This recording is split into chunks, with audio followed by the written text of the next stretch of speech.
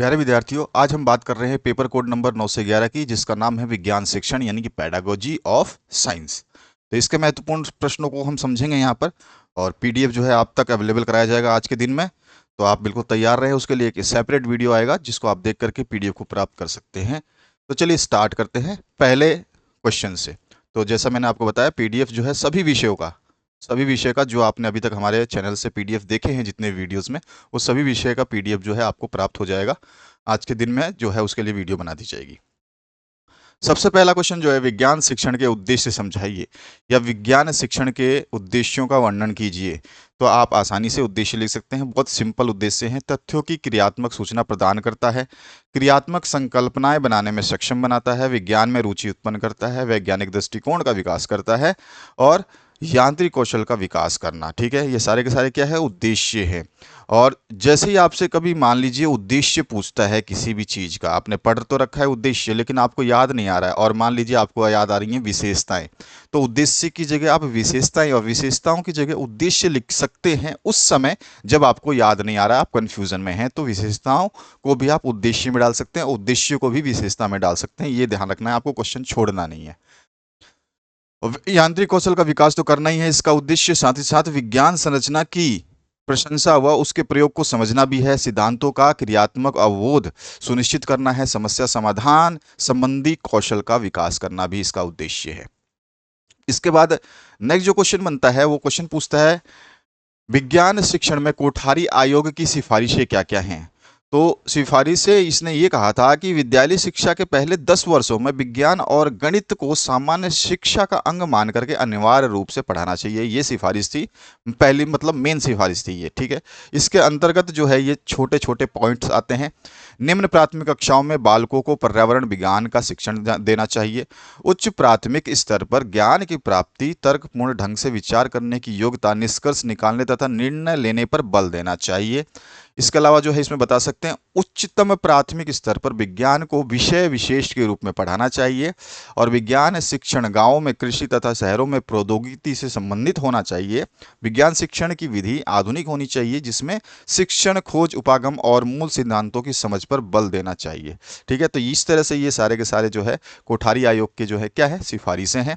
अन्वेषण पद्धति अपनाने के लिए शिक्षकों की मदद हेतु मार्गदर्शिकाएं तथा शिक्षक संदर्शिकाएं उपलब्ध करानी चाहिए, और व्यक्तिगत भिन्नताओं को ध्यान में रखते हुए पाठ्यक्रम में लचीलापन होना चाहिए, फ्लेक्सिबिलिटी होनी चाहिए।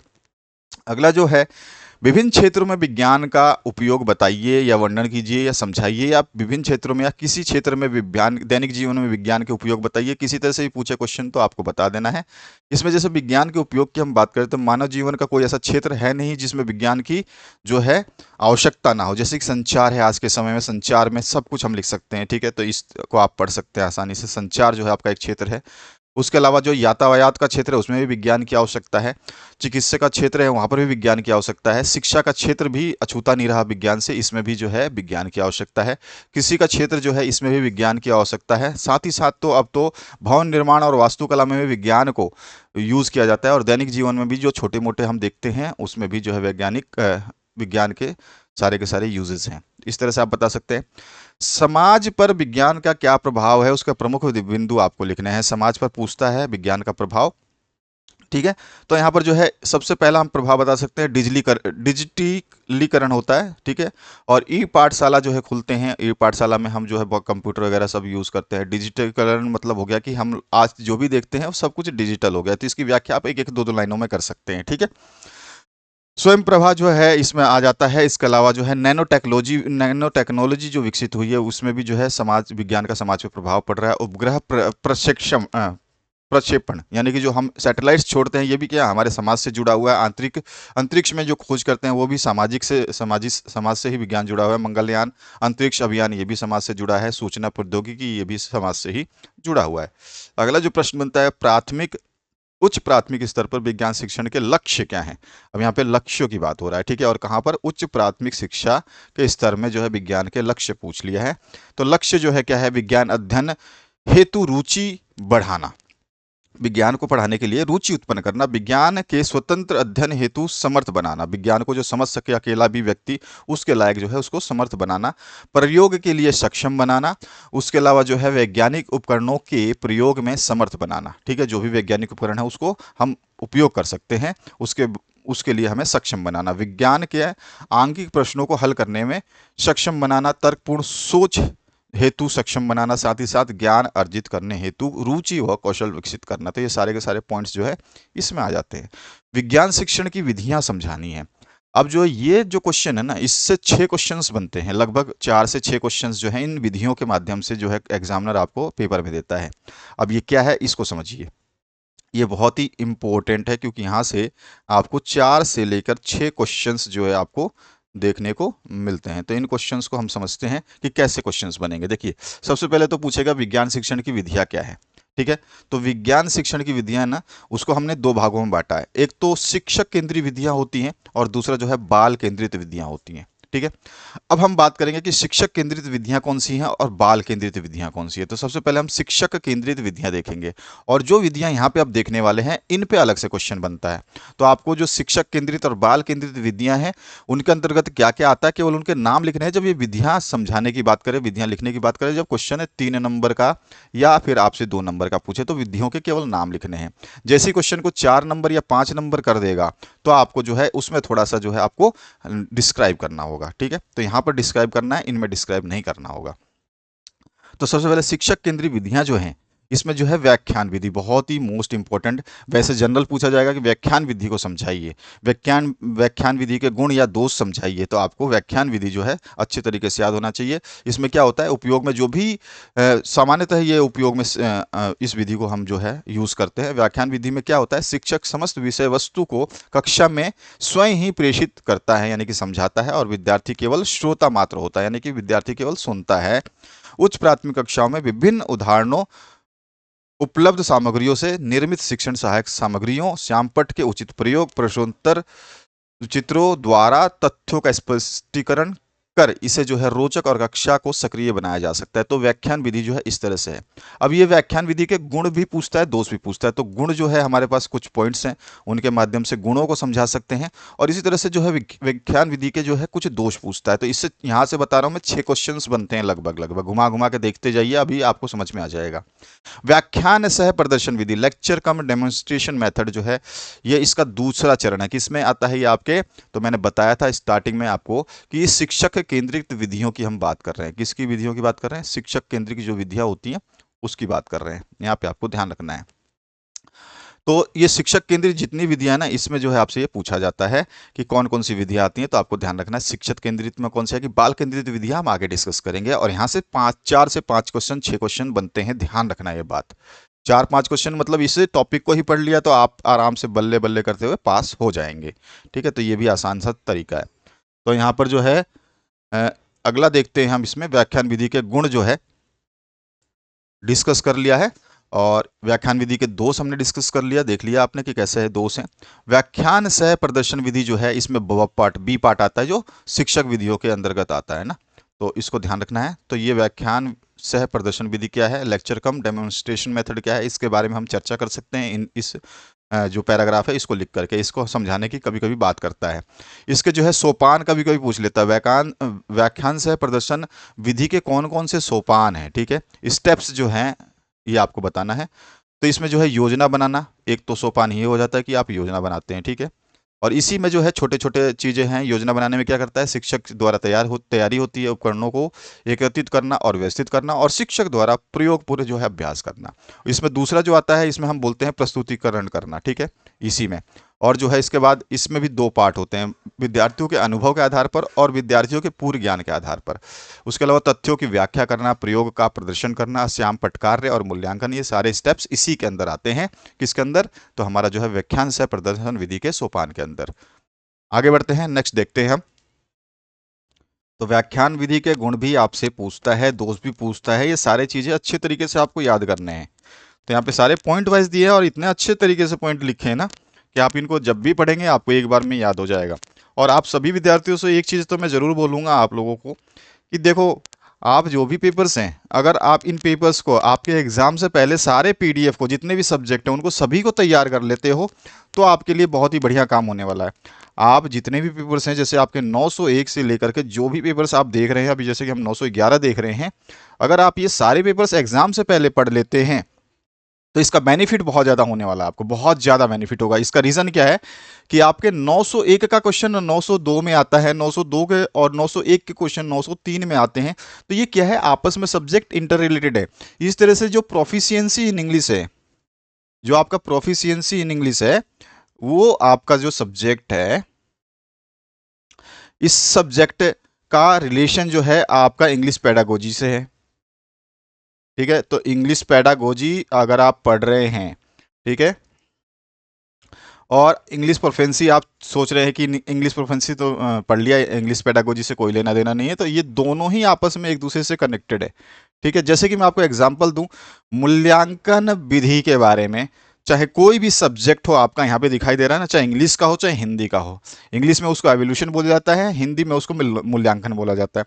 मूल्यांकन विधि के बारे में, मूल्यांकन क्यों किया जाता है, मूल्यांकन के लाभ क्या है, उद्देश्य क्या है, मूल्यांकन से आप क्या समझते हैं, हर पेपर में ये क्वेश्चन है पूछा जाता है, बिल्कुल कॉमन क्वेश्चन है। इस तरह से आपके बहुत सारे क्वेश्चंस जो हैं वो कॉमन है। जैसे कि शिक्षक के पाठशाला में क्या जो है दायित्व है, उत्तरदायित्व है, ये पूछता है। ठीक है, किसी विषय के या फिर हम बोलते हैं कि आपकी पाठ योजना या वार्षिक योजना या इकाई योजना के बारे में सभी पेपर्स में पूछता रहता है घुमा घुमा के। तो आपको ध्यान रखना कि ये जो सारे क्वेश्चन पेपर्स हैं ना, ये आपस में इंटरकनेक्टेड होते हैं। जो बच्चे स्टार्टिंग से सारे सब्जेक्ट्स को एक बार एग्जाम से पहले ढंग से तैयार कर लेते हैं, ठीक है, उसके बाद तो बच्चों को बहुत आसान हो जाएगा ये पेपर देना। यही सबसे बड़ा इसका ट्रिक है। तो आपको ट्रिक मैंने बता दिया, आपको ध्यान रखना है। तो ये सारे के सारे जो है आप देख सकते हैं, इसके गुण सारे के सारे क्या है, ये गुण हैं।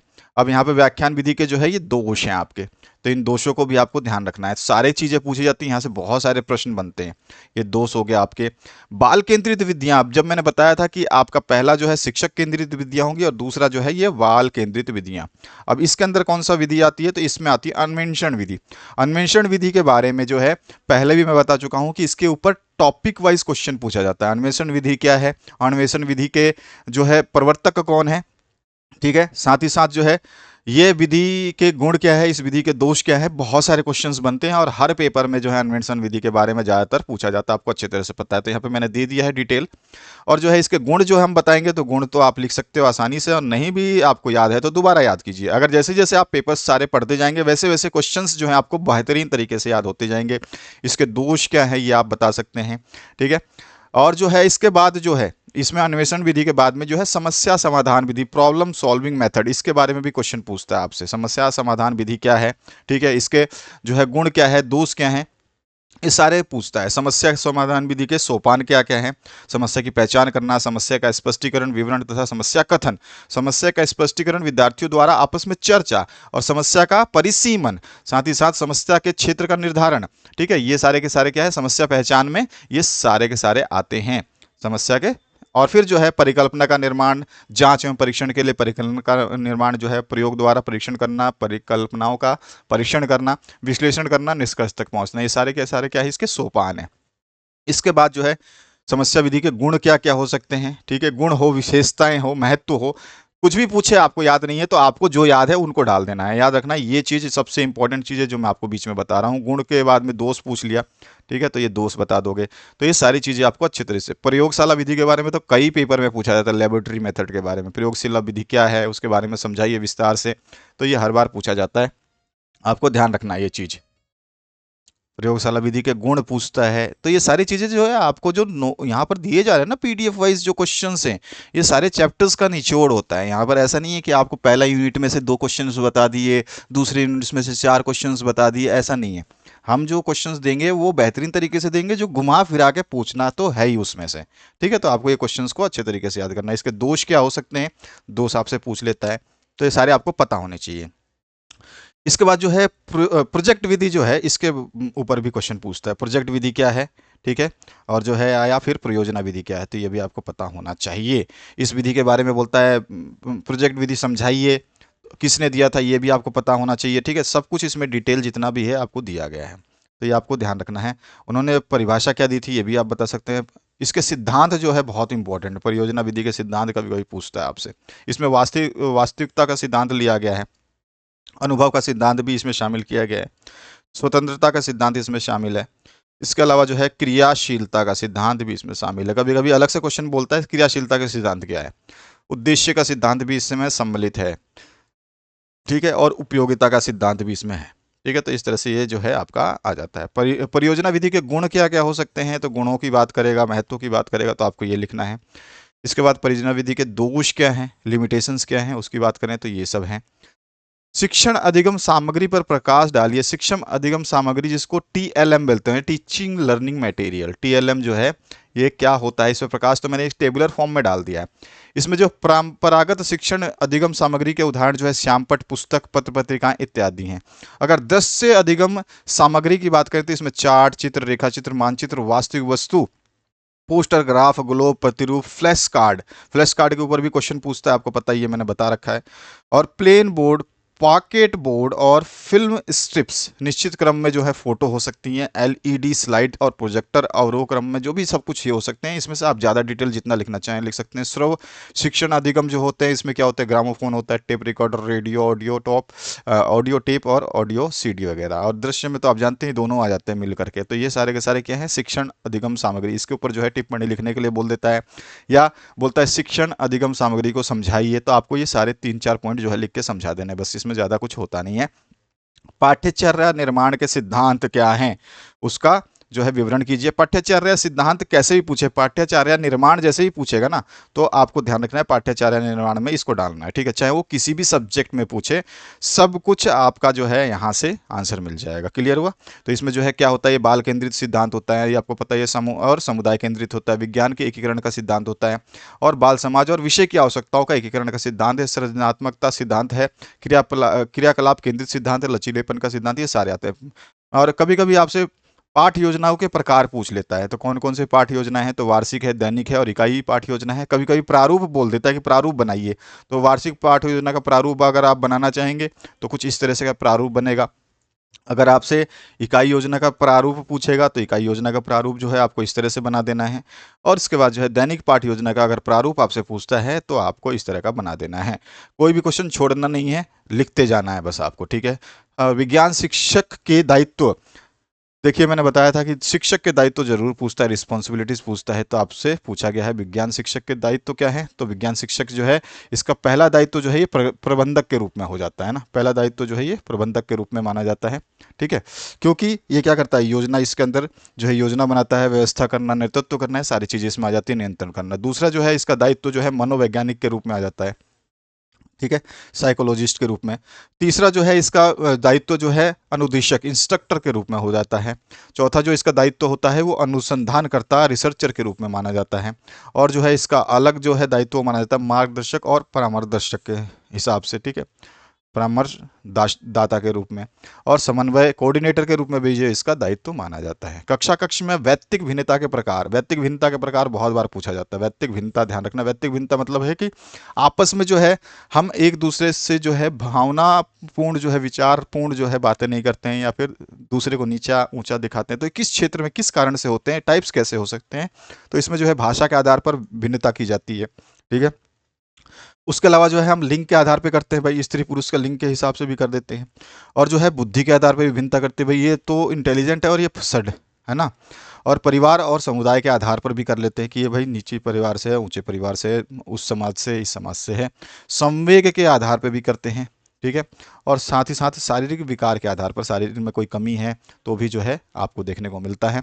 अभिरुचि के आधार पर भी कर लेते हैं। तो ये सारी चीज़ें हैं, व्यक्तित्व के आधार पर किया जाता है। और जो है ज्ञात्मक कौशलों के आधार पर भी किया जाता है। मूल्यांकन के सोपान, बहुत इंपॉर्टेंट क्वेश्चन है। मूल्यांकन के बारे में तो पूछता ही, आपको अच्छी तरह से पता है। तो मूल्यांकन के क्या क्या सोपान है, तो उद्देश्य का निर्धारण करना, निर्धारित उद्देश्यों की प्राप्ति हेतु जो है शिक्षण अधिगम क्रियाओं को निर्धारित करना, और साथ साथ उन परिस्थिति की पहचान करना जहां विद्यार्थी द्वारा सीखे गए ज्ञान का अनुप्रयोग किया जा सकता है। साथ ही साथ मूल्यांकन उपकरणों का चयन करना, और उपकरणों का प्रशासन, और मूल्यांकन के परिणामों का विश्लेषण व्याख्या करना, मूल्यांकन के परिणामों से समस्त विधि संबंधों समस्त संबंधित को अवगत कराना, जो भी उस परिणामों से जो है समस्त जो भी लोग संबंधित हैं उससे उससे अवगत कराना। और अपवर्तन के नियम पूछता है आपसे। अपवर्तन के दो नियम जो है खास होते हैं इसमें, जो है आपतित किरण जो है आपका इंसिडेंट रे जिसको बोलते हैं, परावर्तित किरण जो है रिफ्लेक्टेड रे जो होती है, ये दोनों जो है दोनों को पृथक करने वाले पृष्ठ के आयतन बिंदु पर अभिलंब सभी एक ही तल में होते हैं। ठीक है, तो आप बोल सकते हैं, अगर आप इस तरह से नहीं लिखेंगे, आपतित किरण, अपवर्तित किरण और अभिलंब एक ही तल में होते हैं, ये भी आप जो है कर सकते हैं। अगर आप इसको नहीं लिखना चाहें तो इसको छोड़ सकते हैं, इसको जरूरत नहीं होती। ठीक है, ये आप भूल जाइए, इसको मत लिखिए। सबसे सिंपल तरीका बताता हूँ। ठीक है, ये तो लैंग्वेज बुक्स में जो है थोड़ी सी गड़बड़ी भी दे देता है जिसको, तो इसको छोड़ दीजिए, इसको आप काट दीजिए। तो आपको लिखना क्या है, जो मैंने आपको बताया है, इसको भूल जाइए। तो आपको लिखना है आपतित किरण, ठीक है, परिवर्तित किरण और अभिलंब। ठीक है, यहाँ पे आपको लिखना है और अभिलंब सभी एक ही तल में होते हैं। तो अगर इसको डायग्राम से समझे तो देखिए, ये कोई सरफेस है। ठीक है, ये आपका कोई सरफेस है, जमीन है, मतलब कोई रिफ्लेक्टेड सरफेस है जैसे कांच है। तो इस पे जो आपतित किरण है, चाहे वो आपकी इस तरह से आती है ना, आपतित किरण इस तरह से आएगी और जो है ये फिर इस तरह से चली जाएगी, ये इस तरह से चली जाएगी टकरा करके, जानते हो आप, इस तरह से लाइट आई टकराई और इस तरह से चली गई। तो ये आपतित किरण इंसिडेंट हो गई और ये रिफ्लेक्टेड, रिफ्लेक्शन के कारण चली गई। और अभिलंब जो होता है, ये आपका सीधा जो 90 डिग्री का इस पे बनता है कोण, ये सारे के सारे एक ही तल में हैं, आप देख रहे हैं, इसी तल पे ये है, इसी तल पे ये है, इसी तल पे एक ही पॉइंट पे एक ही जगह पे है। तो यही जो है इसमें बोलने का तात्पर्य है। और इसके अलावा जो पूछता है, इससे बोलता है आपतन कोण जो होता है, जो ये आपतन कोण आप देख रहे हैं, आपतन कोण यानी कि जिसको साइन बोलते हैं, और परावर्तन कोण जिसको जया साइन बोलते हैं, ये जो है अनुपात स्थिर कांस्टेंट में होता है। यानी कि हम बोलते हैं कि साइन आर, सॉरी साइन आई बटे में साइन आर जो होता है, ये साइन आर और साइन आई का जो रेशियो होता है, ये हमेशा कांस्टेंट माना जाता है, यानी कि नियतांक। ठीक है, तो साइन आई और साइन आर का जो है रेशियो कांस्टेंट माना जाता है। बाकी आप दो नियम लिख दोगे तो काम चल जाएगा, आपको पूरे नंबर मिल जाएंगे, 2 नंबर से ज्यादा पूछता नहीं है। जल संरक्षण का क्या क्या उपाय हो सकते हैं आपसे पूछता है, तो आपको तो मैं पहले भी करवा चुका हूं। इसके बाद जॉन डीवी के अनुसार वैज्ञानिक विधि के प्रमुख चरण कौन कौन से हैं। जॉन डीवी के जो है वो उन्होंने बताया, समस्या का चुनाव करना, तथ्यों का संग्रह और वर्गीकरण, परिकल्पना का निर्माण, प्रयोगों द्वारा परिकल्पना की जांच, निष्कर्ष निकालना और सिद्धांत का प्रतिपादित करना। हरित क्रांति क्या थी या हरित क्रांति क्या है, हरित क्रांति के 2 सकारात्मक और नकारात्मक परिणामों को जो है बताना है। सरकार ने जो खाद्य सुरक्षा को सुनिश्चित करने के लिए कृषि को एक नई रणनीति अपनाई, कृषि की एक नई रणनीति अपनाई, कृषि की एक नई रणनीति अपनाई। नई रणनीति के अंतर्गत सरकार ने उन क्षेत्रों पर अधिक ध्यान दिया जो पहले से ही कृषि योग्य थे और सिंचाई की सुविधाएं थी। जहां खेती पहले से ही उपज देती थी, वहां संसाधन दिए गए। जहां पे खेती अच्छी तरह से होती थी वहां पे संसाधन दिए गए। खेती उपज में वृद्धि करने वाले संसाधन में जैसे अच्छे बीज, रासायनिक खाद, फर्टिलाइजर्स, कीटनाशक, इन सभी को है रियायती दरों पर जो है उपलब्ध करवाएगा किसानों को। और इन प्रयासों से अच्छे परिणाम निकले और अनाज की जो है फसल में इतनी बढ़ोतरी हुई कि 1970 के दशक में हरित क्रांति का दशक बताया गया, क्योंकि चारों तरफ जो है लहराती फसल, हरियाली ही हरियाली दिखाई देती थी। और हरित क्रांति से अधिकतर जो है, अधिकतर पूरा एक साथ ही है, अधिकतर जो है गेहूं और चावल की फसल में वृद्धि हुई और देश को खाद्यान्न के क्षेत्र में जो है आत्मनिर्भरता प्राप्त हुई। ठीक है, इसी वजह से जो है इस क्रांति को या इस वृद्धि को जो है हरित क्रांति कहा गया है। और हरित क्रांति के बहुत सारे अच्छे परिणाम थे। कुछ अच्छे परिणाम जो है हम यहाँ पे देख सकते हैं कि इसके क्या क्या सकारात्मक परिणाम जो हैं ये आप लिख सकते हैं, सकारात्मक परिणाम हो गए। और इसके बाद जो है इसके जो नुकसान हुए या नकारात्मक प्रभाव जो देखने को मिले, वो भी कुछ पॉइंटों के माध्यम से हम समझा सकते हैं। तो इसमें जो है धनी और मध्यम वर्ग के जो किसान थे उन्हीं को लाभ हुआ, जो और उनकी आर्थिक दशा में वृद्धि हुई, परंतु जो आम किसान थे, छोटे मजदूर थे, उनका जो है विशेष लाभ नहीं हुआ। हरित क्रांति जो है ग्रामीण क्षेत्र में अमीर गरीब के खाई को जो है और भी चौड़ा कर दिया हरित क्रांति ने। ठीक है ना, साथ ही साथ जो है ये हर जगह पे लागू नहीं किया गया है ना, हर क्षेत्र में, यानी कि हर स्टेट में जो है हरित क्रांति नहीं हुई थी, ये भी एक समस्या थी। बहुत सारी चीजें हैं इसमें हम लिख सकते हैं। इसके बाद जो है मूल्यांकन क्या होता है इसके बारे में पूछता है कि मूल्यांकन भाई क्या होता है, मूल्यांकन को परिभाषित कीजिए। तो मूल्यांकन के बारे में आपको पता होना चाहिए। मूल्यांकन और आकलन में अंतर क्या होता है, कभी कभी आपसे जानबूझ के क्वेश्चन पूछ लेता है, तो आपको पता होना चाहिए। सतत मूल्यांकन की परिभाषा लिखिए, ये पूछता है आपसे। व्यापक मूल्यांकन क्या है, ये भी पूछ लेता है आपसे। तो ये सारे मूल्यांकन के प्रकार आपको पता होना चाहिए। सतत एवं व्यापक मूल्यांकन की विशेषता या महत्व क्या है, ये आपसे पूछा जाता है, तो ये भी आपको पता होना चाहिए। ठीक है, सतत और व्यापक मूल्यांकन के उद्देश्य क्यों किए जाते हैं भैया, तो ये उद्देश्य भी पूछा जाता है। ठीक है, तो ये आपको ध्यान रखना है। इसके बाद जो है यहाँ पर ये खत्म होके यहाँ पे आएगा, नेक्स्ट पेज है ये। अगला जो है इसमें पूछा गया पुष्पीय पौधों के प्रमुख भाग कौन से हो सकते हैं। जो पौधे होते हैं जो पुष्प वाले जिसमें फूल खिले रहते हैं, उसके प्रमुख भाग कौन कौन से होते हैं, तो आपको 5-6 भाग लिख देने हैं। 4 भाग लिख दीजिए। वर्तिकाग्र होता है, जो कि आपका ये देखिए वर्तिकाग्र होता है, अंडाशय होता है, जयांग होता है, दल होता है, परागकोश होता है, पुंकेसर। इसको बना के देखना है आपको, छोटा सा डायग्राम है ये। बायदल और पुष्पासन और पुष्प व्रत भी होता है। आप चाहे तो इसमें से 5-6 नाम आपको याद रखने हैं, ज़्यादा याद रखने की आवश्यकता नहीं है। ठीक है, जो आपको समझ में आता है, याद रह सकता है, उसको आपको याद कर लेना है। तो इस तरह का आपको ये डायग्राम बना देना है, तो बेहतरीन होगा, नंबर मिल जाते हैं। 2-3 नंबर, 2 नंबर से ज़्यादा नहीं पूछेगा। विद्युत धारा के प्रभाव क्या होते हैं, ये कभी कभी आपसे पूछता है क्वेश्चन। विद्युत धारा के कौन कौन से प्रभाव है, तो आप बता सकते हैं ये सारे के सारे प्रभाव जो है। और इसके अलावा है विज्ञान की 2 अवधारणाएं कौन कौन सी हो सकती हैं, तो 2 अवधारणाओं को जो है आप यहाँ पे बता सकते हैं। 2 अवधारणाएं मैंने अवगत करा दी हैं। 2 नंबर के क्वेश्चन बनते हैं ये। दैनिक जीवन में विज्ञान के 2 प्रभाव, जो मैं कि आपको पहले बता चुका हूँ कि जो है किस किस किस क्षेत्र में विज्ञान के प्रभाव देखे गए हैं, तो किसी क्षेत्र में आपको देखने को मिलेगा। उसके अलावा चिकित्सा और स्वास्थ्य के क्षेत्र में विज्ञान का प्रभाव है, संचार के क्षेत्र में विज्ञान का प्रभाव है, और अंतरिक्ष के क्षेत्र में विज्ञान का प्रभाव है। उसके अलावा मनोरंजन के क्षेत्र में विज्ञान का प्रभाव है। तो ये सारे के सारे क्या है, नॉर्मल से प्रभाव हैं। अब परजीवी का एक उदाहरण जो है, परजीवी जो है आपका, ठीक है, वो आपका जो उसका उदाहरण अगर आप दोगे तो वो उदाहरण हो जाएगा आपका फीताकृमि। ठीक है, टैप वॉर्म्स जिसको बोलते हैं।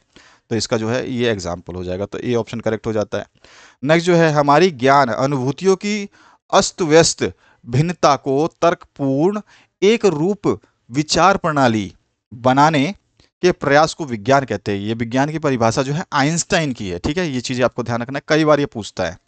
इसके बाद जो नेक्स्ट क्वेश्चन इसमें पूछा है, पौधे का जनन अंग जो है पुष्प होता है, फूल होता है, पुष्प। और जो है विज्ञान शिक्षण का प्रभावी बनाने की सर्वाधिक महत्वपूर्ण क्रिया विधि कौन सी होती है, तो उसको बोलता हूँ प्रयोग विधि। विज्ञान में जो भी प्रयोग है वो सबसे बेहतरीन मानी जाती है। अगला जो है रमन प्रभाव का या रामन प्रभाव की खोज जो है सीवी रमन ने की थी, और कौन से सन में की थी, 1928 में। ये पता होना चाहिए आपको। इसके अलावा जो है the nerves mechanics of plants पुस्तक जो है ये जगदीश चंद्र बोस ने लिखी थी। खाली स्थान तरल धातु है, तो पारा जो है ये कमरे के तापमान पे तरल धातु है, जिसको मरकरी बोलते हैं हम। एड्स वायरस का नाम जो है HIV है। उसके अलावा जो है स्वस्थ मनुष्य के शरीर का ताप जो है 37 डिग्री सेंटीग्रेड होता है। और इसके अलावा जो पूछता है भौतिक और रासायनिक परिवर्तन में अंतर, तो भौतिक परिवर्तन क्या होता है, इसमें कोई नया पदार्थ नहीं बनता है। भौतिक परिवर्तन मतलब देखिए बर्फ है, बर्फ पिघल करके पानी बन जाएगा, तो बर्फ भी पानी है और जो पानी बना वो भी पानी है। तो भौतिक परिवर्तन का मतलब है कि शेप चेंज हो जाएगी। ठीक है, इसमें कोई नया पदार्थ नहीं बनता, और रासायनिक परिवर्तन में कोई नया हमेशा पदार्थ बनता है। यह जो है अस्थायी परिवर्तन है, यह फिक्स नहीं रहता। ठीक है, आप पानी से बर्फ बना लो, बर्फ से पानी बना लो, ये फिक्स नहीं रहता। और जो है ये स्थायी परिवर्तन होता है। जो रासायनिक परिवर्तन होते हैं वो स्थायी होते हैं। ये उत्क्रमणीय होता है और ये अनुत्क्रमणीय होता है, और इसमें जो है पदार्थ परिवर्तित नहीं होता है, और इसमें जो है आपका पदार्थ परिवर्तित हो जाता है। तो ये सारे के सारे डिफरेंसेस है रासायनिक और भौतिक परिवर्तन में। जड़ के कार्य पूछ लेता तो जड़ के 3 कार्य आप आसानी से बता सकते हैं। 2 नंबर से ज्यादा का क्वेश्चन नहीं पूछे जाते हैं। प्रकाश संश्लेषण की संक्षिप्त व्याख्या करनी है, तो प्रकाश संश्लेषण की प्रक्रिया में क्या होता है, प्रकाश को जो है रासायनिक ऊर्जा में बदल दिया जाता है, और प्रकाश की ऊर्जा का इस्तेमाल करके कार्बन डाइऑक्साइड को और पानी को यूज़ किया जाता है, जिसमें शर्करा उपस्थित होती है, और ये कार्बोहाइड्रेट्स का संश्लेषण करते हैं, और जिससे पौधे जो है अपना भोजन बना लेते हैं। खाद्य श्रृंखला और खाद्य जाल में अंतर पूछ लेता है, तो जो है जीवों की श्रृंखला को जो है भोजन के आधार पर एक दूसरे से संबंधित रहती हैं, खाद्य श्रृंखला कहलाती हैं। जीवों की श्रृंखला जो भोजन के आधार पर, अगर ये भोजन के आधार पर संबंधित है तो क्या हो जाएगी, खाद्य श्रृंखला कहलाएगी। ठीक है, तो ये आपको ध्यान रखना, भोजन के आधार पर। और जो है विभिन्न श्रृंखलाएं जो है मिलकर के खाद्य जाल बनाती है, तो उससे हम खाद्य जाल बनाते हैं। और उसके अलावा इसमें विभिन्न उपभोक्ता, अपघटनकर्ता और उत्पादक भाग लेते हैं। इसमें 3 चीज़ों को यहाँ पे देखा जाता है। उपभोक्ता होते हैं, ठीक है, अपघटनकर्ता होते हैं, और उत्पादक होते हैं। ठीक है, उत्पादक जो है आपके पौधे हो जाते हैं, कीड़े मकोड़े जो अपघटन करता होते हैं, उपभोक्ता जो है मनुष्य और जानवर हो जाते हैं। इसमें अनेक जीव समुदाय उपभोक्ता अपघटक करता भाग लेते हैं। ठीक है, इसमें अनेक जो हैं, अनेक जीव समुदाय भाग लेते हैं। खाद्य जाल में, जाल है ये। अब यहाँ पर जो है धातु और अधातु के दो दो उदाहरण दीजिए। तो आप जो है धातु के उदाहरण बता सकते हैं कि भाई धातु के उदाहरण क्या है, अधातु के उदाहरण बताना चाहे तो अधातु के उदाहरण बता सकते हैं। विशिष्ट ऊष्मा क्या होती है? जब इकाई द्रव्यमान यानी कि जो भी आपका वॉल्यूम है, इकाई द्रव्यमान में 1 सेल्सियस ताप बढ़ाना हो और उसके लिए जो ऊष्मा दी जाएगी उसी को हम जो है क्या कहते हैं? विशिष्ट ऊष्मा कहते हैं। रेल की पटरियों के बीच में जगह क्यों छोड़ी जाती है? तो रेल की पटरियां जो है लोहे की बनी होती हैं और ये मौसम के हिसाब से गर्म और ठंडी होती रहती हैं। तो गर्म और ठंडी की वजह से इनका सिकुड़ना और फैलना जो है जारी रहता है। तो इसलिए जो पटरियों के बीच में जॉइंट छोड़ा जाता है या जॉइंट के बीच में जो है जगह छोड़ी जाती है, ताकि जो है ये गैप जो है ये क्या करे, इनके सिकुड़ने को और जो है आपके फैलने को जो है क्या कर सके, मेंटेन कर सके, है ना। तो इस वजह से जो पटरी है ना वो टेढ़ी नहीं होती है, तो इसलिए जो है पटरियों के बीच में जगह छोड़ी जाती है। आपने देखा होगा चाल और वेग में अंतर पूछ लेता है कभी कभी आपसे, तो चाल और वेग में अंतर आपको पता होना चाहिए। नेक्स्ट जो पार्ट है इसमें पूछेगा मिश्र धातु किसे कहते हैं, ये आपको पता होना चाहिए। मिश्र धातु क्या होता है? किसी धातु या किसी अन्य धातु अधातु के साथ मिलकर बनाई गई सममांगी मिश्रण, ध्यान रखना है कि आपको बताना है सममांगी मिश्रण को जो है मिश्र धातु कहते हैं। इसके बहुत सारे एग्जाम्पल्स हैं, उदाहरण के लिए आप लिख सकते हैं। इसके बाद जो है समस्या समाधान विधि के गुण कौन कौन से हो सकते हैं आपसे पूछता है। ठीक है, तो ये गुण जो हमने पहले भी देखा है और यहाँ पे भी देख लिया, तो इस सब आप गुण को लिख सकते हैं। समस्या समाधान विधि के दोष पूछ लेता है आपसे, ये भी बता देना है आपको। और इसके बाद जो है निगमन विधि के गुण और दोष, ये अगमन अलग पूछ लेता है, आगमन अलग पूछ लेता है, निगमन अलग पूछ लेता है। तो इसके विधि के गुण बता सकते हैं और दोष भी बता सकते हैं। तो ये भैया निगमन विधि के गुण देख लीजिए और इसी तरह से निगमन विधि के गुण के साथ में आपको दोष दिखा देता हूँ। तो ये दोष है इसके। इसके अलावा जो है आपका आगमन विधि के गुण बता देते हैं, तो आगमन विधि के गुण जो है यहाँ से लिख लीजिए और इसके दोष जो हम बात करें तो यहाँ पे आपको देखने को मिल जाएंगे। ठीक है, आगे बढ़ते हैं। ये सारे के सारे आपके जो है दोष और गुण हैं। सतत व्यापक मूल्यांकन की विशेषताएं क्या होती हैं आपसे पूछता है क्वेश्चन। ठीक है, तो ये आपको पता होना चाहिए। इसके बाद जो है सतत व्यापक मूल्यांकन के उद्देश्य कभी कभी पूछता है आपसे। नेक्स्ट जो आपसे पूछेगा वो पूछता है विज्ञान का उत्पाद जो है वो क्या होता है। तो विज्ञान का उत्पाद जो है प्रक्रिया नहीं होती, आंकड़े नहीं होते, परिकल्पना नहीं होती। प्रक्रिया से प्राप्त सूचना जो है इसका उत्पाद माना जाता है, आउटकम्स माना जाता है। तो यहाँ पे डी ऑप्शन करेक्ट हो जाएगा। माय जर्नी आत्मकथा के लेखक जो है डॉक्टर अब्दुल कलाम है। कभी कभी डॉक्टर अब्दुल कलाम का नाम का फुल फॉर्म पूछा जाता है, तो फुल फॉर्म आपको याद रहना चाहिए। औपचारिक अधिगम स्थल है, औपचारिक यानी कि आपका जो है फॉर्मल की बात कर रहा है। फॉर्मल जो होता है ना वो होता है आपका शाला यानी कि विद्यालय। बाकी ये सारे के सारे जो है ना ये अनौपचारिक है। क्या ये? अनौपचारिक।